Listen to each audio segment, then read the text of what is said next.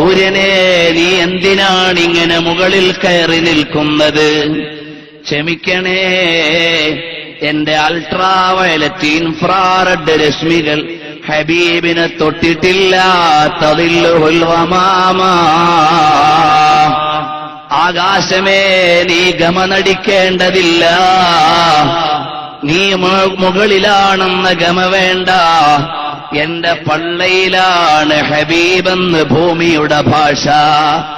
ഭൂമിയെ, നിനക്ക് മാത്രമുള്ളതല്ല ഹബീബ്. എന്റെ നടുവളഞ്ഞു പോയത് ആ ഹബീബിനോട് വിനയം കാണിച്ചിട്ടാണ്. ആകാശം പറയുന്നു അനുരാഗത്തിന്റെ ആദരണീയ ഭാഷ. ലോകം മുഴുവനും പറയുന്നു പ്രവാചക പ്രണയത്തിന്റെ പ്രമേയം. മനുഷ്യ, ഇതൊരു വികാരമായി വരട്ടെ, മദീനയോടുള്ള വികാരം. ഇവിടുള്ള സാദാത്തുക്കൾ മുഴുവനും ആ വികാരത്തിലേക്ക് നമ്മെ ബന്ധിപ്പിക്കാനുള്ള കണക്റ്റിംഗ് ടിഷ്യൂസാണ്, ബന്ധിപ്പിക്കാനുള്ള തലങ്ങളാണ്. നമ്മുടെ ഉസ്താദുമാര് മുഴുവനും സമ്മതം വാങ്ങിയത് മദീനയിൽ നിന്നാണ്. എനിക്ക് പറയാൻ അറിയില്ല ആത്മീയതയുടെ ഭാഷ എങ്ങനെ തെളിയിക്കണമെന്നറിയില്ല.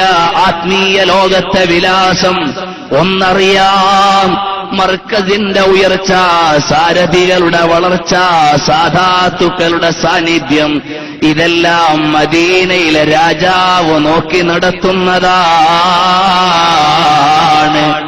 കാരണം നബി സല്ലല്ലാഹു അലൈഹി വസല്ലമ തങ്ങൾ റസൂലുള്ളാഹി ഇലൈക്കും ജമീഅ, പ്രവാചകന്മാരുടെ അനന്തരഗാമിയായ പണ്ഡിതൻ എന്താണ് ചെയ്യുന്നതെന്ന് നേതാവായ നബി നോക്കാതിരിക്കുമോ?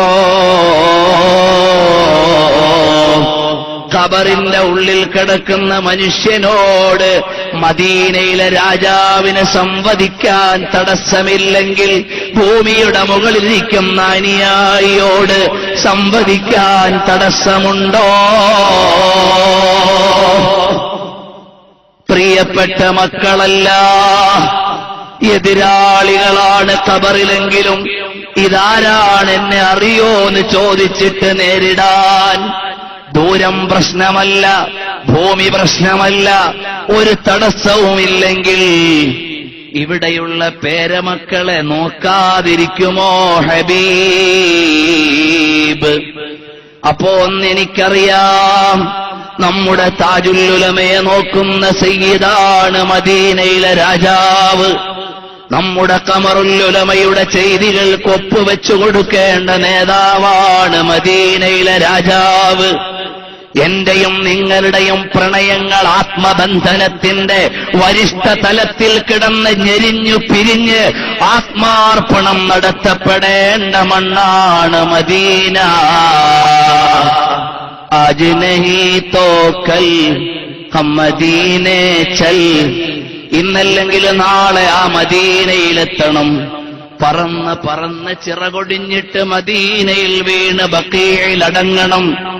നടന്ന് കാലൊടിഞ്ഞിട്ട് മദീനയിൽ പോയി വീഴണം. അല്ല, എങ്ങനെയൊക്കെയാണോ അവിടെ ഒരിടം കിട്ടുക, അത് കിട്ടാനൊരു നിയോഗം വേണം. കാരണം എന്റെ ഹബീബ് ചുംബിച്ച മണ്ണ്, അതിലൊന്ന് ചുംബിച്ചു കിടക്കാനാണ് മോഹം.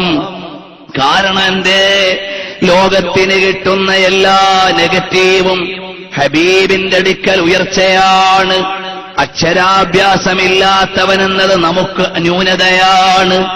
ഹബീബിന് വിലാസമാണ്. യതീമായി പോയി എന്നത് നമുക്ക് വിഷമമാണ്. ഹബീബിനത് അഡ്രസ്സാണ്. കാരണം ഹബീബ് യതീമായതുകൊണ്ടാണ് അള്ളാഹുവിന്റെ ഡയറക്റ്റ് തർബിയത്ത് കിട്ടുന്നത്.